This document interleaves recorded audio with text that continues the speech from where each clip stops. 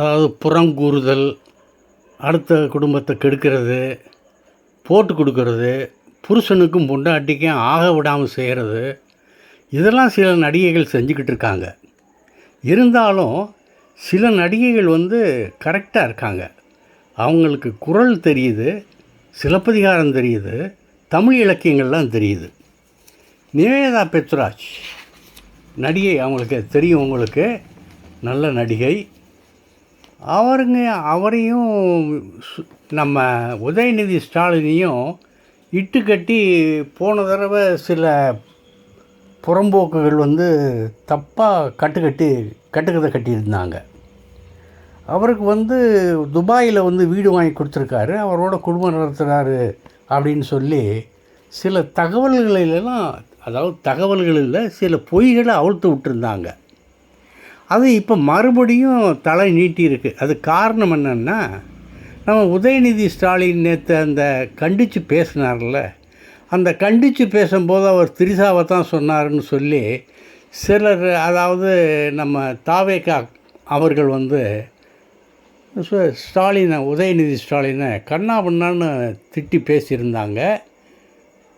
அந்த பழைய குற்றச்சாட்டுகளை எல்லாம், தவறுதலாக சொல்லப்பட்டவைகளை எல்லாம் மறுபடியும் புதுப்பிக்க ஆரம்பிச்சிட்டாங்க. இதை பார்த்தோன்னா அந்த அம்மாவுக்கு ரொம்ப கோபம் வந்துருச்சு. வம்படியாக கேவலமாக இழுத்து பேசுகிறவங்களெல்லாம் சாதாரணமாக திட்டக்கூடாது. அதாவது வள்ளுவர் இருக்கார் இல்லையா, திருவள்ளுவர், அவருடைய குரலில் ரொம்ப கடுமையாக சொல்லியிருந்தார். முனிவர்கள் கூறினால் அதெல்லாம் பழித்து விடும் என்று ஒரு காலத்தில் நம்பிக்கை இருந்தது. அந்த நம்பிக்கை இன்னும் இருக்குது. ஏன்னா வள்ளுவரெல்லாம் யாரையும் புறங்கூறி சொல்லி வாழ்ந்தவர் அல்ல. ஒரு உண்மையான துறவி, நீதி நூல் வகுத்தவர். அவர் சொல்கிறாரு, புறங்கூறி பொய்த்துயர் வாழ்தலின் சாதல் அறங்கூறும் ஆக்கந்தரும் அப்படின்னு. நட்பாக பேசிவிட்டு அவர் இல்லாத போது பழிக்க பேசி பொய்மையாக வாழ்வதை விட அவ்வாறு செய்யாமல் செத்து விடுவது நல்லது, மனிதநேயமில்லா செயல் அப்படின்னு வள்ளுவர் சொன்னதை இந்த நிவேதா பெத்ராஜ் தமிழக வெற்றிக்கழக தொண்டர்களுக்கு அறிவுரையாக சொல்லியிருக்கார். இந்த அறிவுரையெல்லாம் கேட்கக்கூடிய மனநிலையில் அவர்கள் இருப்பார்னு நினைக்கிறீங்களா? எனக்கு தெரியலைங்க அப்படி. சரி, அடுத்து கார்த்திக் சுப்பராஜா, கீர்த்தி சுரேஷ், இளையராஜா இவங்க மறுபடியும் இணைகிறாங்க. கேமராமேன் திரு, தயாரிப்பு பாலிவுட், படத்துக்கு பேர் டாரத்தி, பெண்ணியம் பேசுகிற படம், பெண்மையை மையமாக வைத்து எழுதப்பட்ட கதை. கார்த்திக் சுப்பராஜா எப்போவுமே வித்தியாசமாக டைரக்ட் பண்ணுறவர், வித்தியாசமாக கதை சொல்லக்கூடியவர். ஆகவே ரொம்ப எதிர்பார்க்கலாம். இன்னொன்றுங்க ரொம்ப அதிர்ச்சிகரமாக இருந்தது. ஆந்திர பிரதேச கேபினட் மந்திரி இருக்கார்ல, அதில் ஒரு ஆளை இந்த சமூக போராளி டாக்டர் ஷைலா தல்லூரின்னு சொல்லி அவங்க ரொம்ப கடுமையான குற்றச்சாட்டை சொல்லியிருக்காங்க. ஒரு பொம்பளை பொறுக்கியை நீங்கள் மந்திரியாக வச்சுருக்கீங்க, அவருக்கு எதிரான டாக்குமெண்ட்ரி எவிடன்ஸ் இருக்குது, என்கிட்ட ஸ்க்ரீன்ஷாட்ஸ் இருக்குது, அவங்க என்னென்ன பேசுனாங்கிறதெல்லாம் இருக்குது. நேர்மையான விசாரணை வேணும். அமைச்சர் நர லோகேஷ் அவர்களே, வெளிப்படையான விசாரணை வேணும், அந்த ஆள் மேலே நடவடிக்கை எடுங்க அப்படின்னு அந்த அம்மா சொல்லியிருக்காங்க. ஒரு மந்திரி மேலேயே பகிரங்கமாக குற்றச்சாட்டி சொல்லியிருக்காங்க. அது எந்த அளவுக்கு நடவடிக்கை இருக்கும் அப்படிங்கிறத நம்ம போக போக பொறுத்திருந்து தான் பார்க்கணும். இந்த சிவகுமாருடைய குடும்பத்தில் இருக்கவங்க அத்தனை பேருமே உத்தமர்கள் தான் நான் சொல்லுவேன். ஏன்னா சிவகுமாரே அப்படி வாழ்ந்தவர் தானே. தன் பிள்ளைகளையும் அதே மாதிரி வளர்த்துருக்காரு. சூர்யாவாகட்டும், கார்த்தி ஆகட்டும், பிறன்மனை விளையார்கள் அவர்கள்லாம் அதெல்லாம் நினைக்க மாட்டாங்க. காதலிச்சார், கல்யாணம் பண்ணார் சூர்யா. அப்பா அம்மா பார்த்து வச்ச பொண்ணை கார்த்திக் கல்யாணம் பண்ணிக்கிட்டார். சரி, இதில் ஜோதிகா மும்பை பெண். அவங்க நம்ம நாட்டு கலாச்சாரங்களுக்கு கொஞ்சம் வேறுபட்டவர் தான். மும்பை கலாச்சாரம் வேறு, தமிழ் கலாச்சாரம் வேறு. இருந்தாலும் கணவன் வீட்டுக்கு வந்த பிறகு கணவனுடைய கலாச்சாரத்தை, கணவன் வீட்டு கலாச்சாரத்தை பின்பற்ற ஆரம்பிச்சிட்டாங்க. அவங்க சொல்கிறாங்க, உங்களுடன் வாழ்கிற மனைவியே முதல்ல புரிஞ்சுக்கோங்கப்பா. அவள் சமைக்க விரும்புகிறத வேணான்னு சொல்லாதீங்க. அவள் சமைக்க ஆரம்பித்தா நீங்கள் கூட போய் ஒர்க் பண்ணுங்க. என் புருஷன் அப்படி தான். நான் சமைக்க ஆரம்பித்தேன்னா என் கூட வந்து சமைக்க ஆரம்பிச்சிடுவார். இந்த உணர்வு உண்மையாகவே ஆம்பளைகிட்ட இருந்து தான் வரணும். இது என் புருஷன்கிட்ட தாராளமாக இருக்குது. சூர்யாக்கிட்ட படம் தயாரிப்பில் இருந்து குடும்பத்தை கவனிக்கிற வரை, விடுமுறை நாளில் பிள்ளைகளுடன் வெளியே போகிற வரை நாங்கள் 2 பேரும் மகிழ்ச்சிகரமாக தான் இருக்கோம்.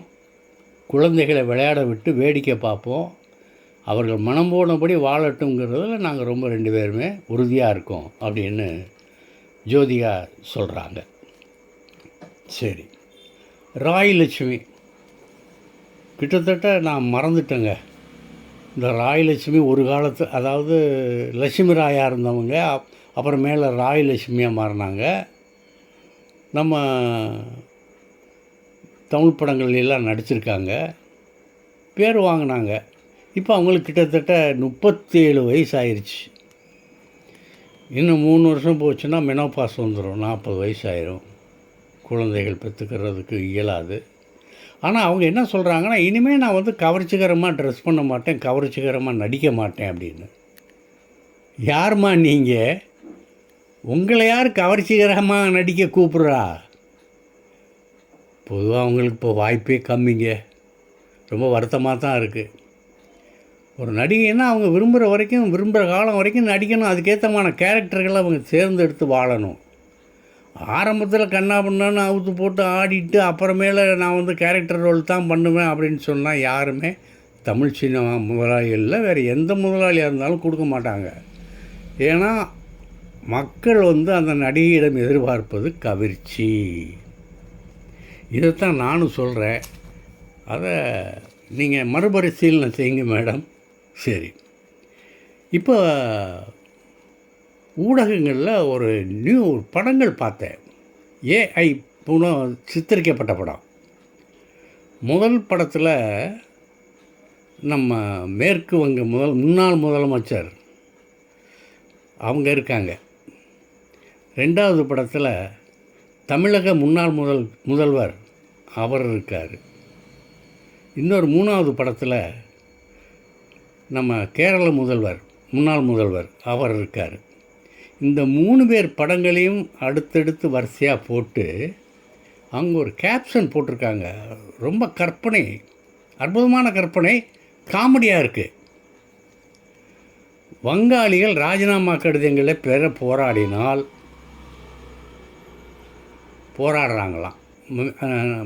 பானர்ஜி இருக்காங்கள்ல, மம்தா பானர்ஜி, அவங்கள்ட்ட ராஜினாமா கடிதங்கள் வாங்குறதுக்கு ரொம்ப கஷ்டப்பட்டாங்கள்ல. அதை குறிப்பிட்டு வங்காளிகள் ராஜினாமா கடிதங்களை பெற போராடினால் வேலைவாய்ப்பு கடிதம் பெற தமிழர்கள் போராட வேண்டியதாக இருக்கிறது. எதுன்னு தெரியும்? கரூர் நெருக்கடியில் செத்துப்போன 41 பேர் குடும்பத்துக்கு வேலை வாய்ப்பு கொடுத்து அது கோர்ட்டு தள்ளுபடி பண்ணி இதெல்லாம் மாதிரி செய்ய முடியாதுன்னு சொன்னாங்கள்ல, அதை மனசில் வச்சு அந்த மாதிரி ஒரு இது போட்டிருக்காங்க.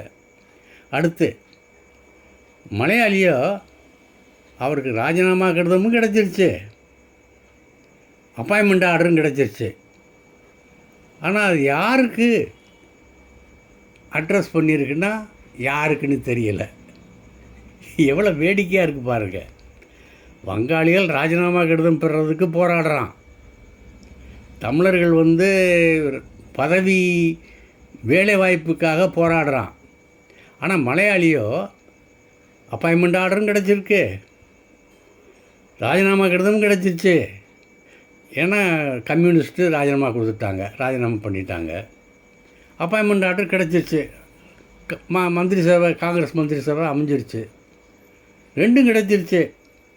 ஆனால் யார் பேரும் இல்லையே அப்படின்னு வேடிக்கையான ஒரு படங்களை போட்டு கமெண்ட் அடிச்சிருந்தாங்க. அது ரொம்ப எனக்கு பிடிச்சிருந்தது. நீங்களும் பாருங்கள், உங்கள் கருத்துக்களை கீழே அதாவது கொஞ்சம் கமெண்ட் செக்ஷனில் கொஞ்சம் தாராளமாக சொல்லுங்களேன். நன்றி, நாளை சந்திப்போம். இந்த வீடியோ உங்களுக்கு பிடிச்சிருந்தா லைக் பண்ணுங்கள், கமெண்ட் பண்ணுங்கள், ஷேர் பண்ணுங்கள், சப்ஸ்கிரைப் பண்ணுங்கள்.